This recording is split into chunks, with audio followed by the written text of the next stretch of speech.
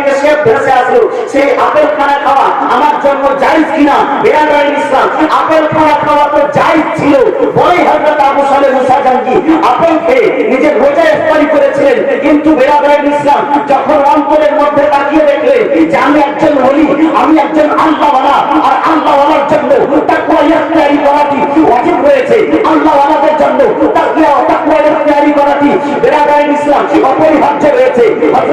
হযরত আবু সালেহ মুসা জাঙ্গি নিজের অন্তরে দেখলেন যে কাল কিয়ামতের ময়দানে রব্বে কায়নাত আল্লাহ তাবারাক ওয়া তাআলা যদি আমাকে প্রশ্ন করে দেয়, হে আবু সালেহ মুসা জাঙ্গি, তুমি তো রোজা ছিলে, আমার জন্য রোজা ইফতারি করেছো, বেরাদার ইসলাম, সেই সময় আমাকে যদি আল্লাহ পাক প্রশ্ন করে দেয়, হে আবু সালেহ মুসা জাঙ্গি, তুমি ইফতারি যখন করো তখন তুমি নদী থেকে ভেসে আসা একটি আপেল দিয়ে ইফতারি করেছিলে, সেই আপেলের তো তুমি মালিক ছিলে না, সেই আপেল তো ভেসে আসা ছিল, সেই আপেলের মালিকের কাছে তুমি তো পারমিশন নাওনি, তুমি কিভাবে তাকওয়া করেছিলে, তুমি কিভাবে আমার কথা মেনেছো?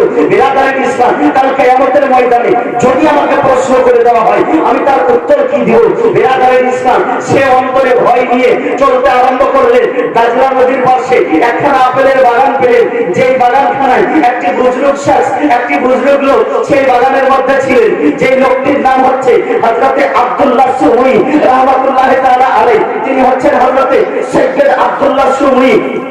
যখন কাছে গেলেন, সালাম করলেন, সালাম করার পরে বলছেন, হুজুর আপনার বাগানের একখানা আপেল আমি খেয়ে নিয়েছি, হুজুর আমাকে ক্ষমা করে দেন।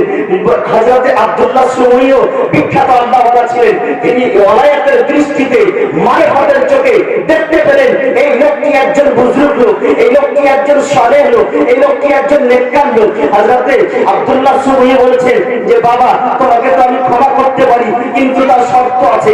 বলে, হুজুর বলেন, যা শর্ত বলবেন আমি তা পালন করতে রাজি আছি। হযরত আব্দুল্লাহ সুমুই বললেন যে আমার বাগানে একদিন দুই দিন নয় 10 বছর তোমাকে চাকর কাটতে হবে। মহব্বতে বলেন সুবহানাল্লাহ।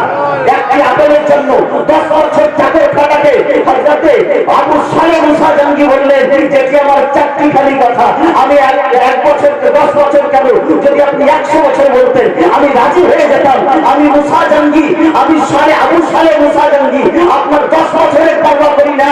আমি একটি আপেলের ক্ষমা চাই আপনার কাছে, এই দুনিয়ার মধ্যে আপনার কাছে ক্ষমা নিয়ে দেবো, কাল কিয়ামতের ময়দানে আপনাকে আমার গলায় হাত দিতে দেবো না। মহব্বতে বলেন সুবহানাল্লাহ। হযরত আবু সালেহ মুসা জাঙ্গি আব্দুল্লাহ সুমুই বাগানে 10 বছর ধরে একদিন দুই দিন নয় 10 বছর ধরে গোলামি করলেন। গোলামি করার পরে হযরত আব্দুল্লাহ সুমুই মনে করছেন আবু সালেহ মুসা জাঙ্গি এই যেমন তেমন পরহেজগার লোক নয়, একটি আপেল খাওয়ার মাফি চাওয়ার জন্য যদি 10 বছর আমার বাগানে গোলামি করতে পারে তবে এর মতো ওলি এখন যুগে পাওয়া যাবে না। হযরত আব্দুল্লাহ সুমুই বলছে যে এই সুযোগে আমাকে একটু ফায়দা নিতে হবে, একটু উপকার দিতে হবে। হযরত আব্দুল্লাহ সুমুই বলতেছে যে বাবা, তোমাকে তো আমি ক্ষমা করে দেব, কিন্তু একটি শর্ত আর আছে। বলে, হুজুর বলে, আপনার সব শর্ত আমি কবুল করতে রাজি।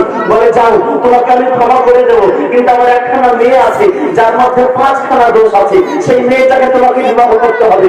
বলে, 5খানা দোষ? কি কি দোষ রয়েছে? হযরত আব্দুল্লাহ সুমুই বলতেছেন যে আমার মেয়ে চোখে অন্ধ রয়েছে, আমার মেয়ে কানের কালা রয়েছে, আমার মেয়ে মুখের বোবা রয়েছে, আমার মেয়ে হাতের লুলি রয়েছে, আমার মেয়ে পায়ের লেঙ্গি রয়েছে, সেই মেয়েকে তোমাকে বিবাহ করতে হবে।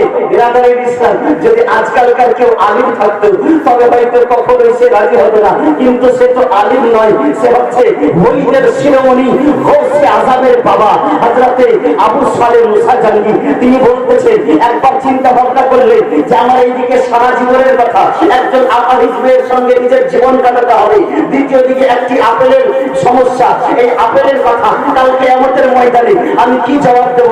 হযরতে আবু সালেহ মুসা জাঙ্গির অন্তরখানা বলল, হে আবু সালেহ মুসা জাঙ্গি, তুমি এই দুনিয়ার মধ্যে মাত্র 60 বছর বাঁচবে, কিংবা তোমার দুনিয়ার জীবন কি হচ্ছে ফানি জীবন, অর্থাৎ ফানা হয়ে যাবে, ধ্বংস হয়ে যাবে, কিন্তু আখিরাতের জীবন কি হচ্ছে বাকি জীবন, আখিরাতের জীবন কি হচ্ছে তোমার দায়ী জীবন, আখিরাতের জীবন কি হচ্ছে তোমার চিরস্থায়ী জীবন। হযরতে আবু সালেহ মুসা জাঙ্গি এই আখিরাতের জীবনকে ভেবে সঙ্গে সঙ্গে এক বাক্যে বলে দিলেন যে হুজুর আমি বিবাহ করতে রাজি আছি। হযরতে আব্দুল্লাহ সুমুই তাকে ক্ষমা করলেন, বিবাহ দিলেন। যখন প্রবেশ করলেন নিজের স্ত্রীর কাছে, দেখতে পাচ্ছেন একজন সুন্দর রমণী, একজন খুব সুন্দর রমণী নিজের সুন্দর সুন্দর আওয়াজে কোরআনের তেলাওয়াত